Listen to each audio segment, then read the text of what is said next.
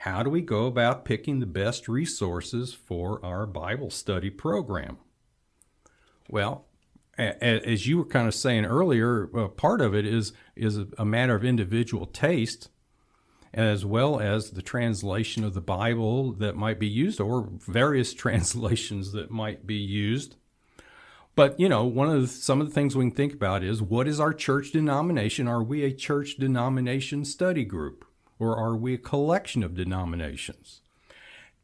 Can you, let me just interrupt you, if you would just please share with listeners, because there might be some, hopefully, people who are just starting out in their walk with Jesus Christ, and so they don't know some terms. So maybe if you could explain what you mean by denominational, denominationism, those words that you're using.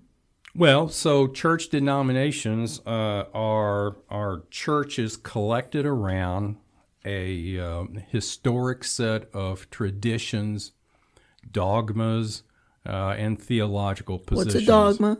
A dogma is the exegetical work of the church applied to Scripture. That is, the church's interpretation of a particular piece of Scripture, as opposed to a personal interpretation.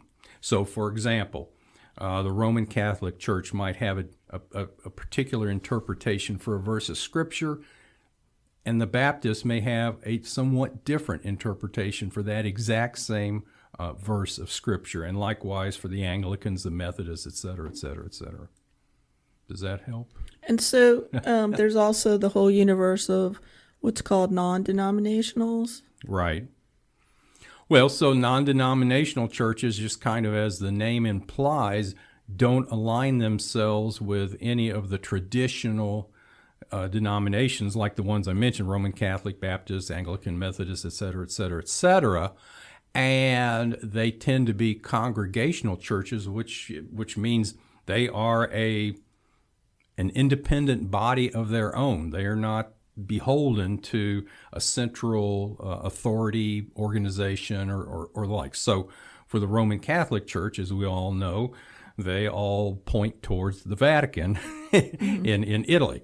The Anglican Church historically is pointed toward England, the Church of England, and the Lutheran Church, originated in Germany and whatnot.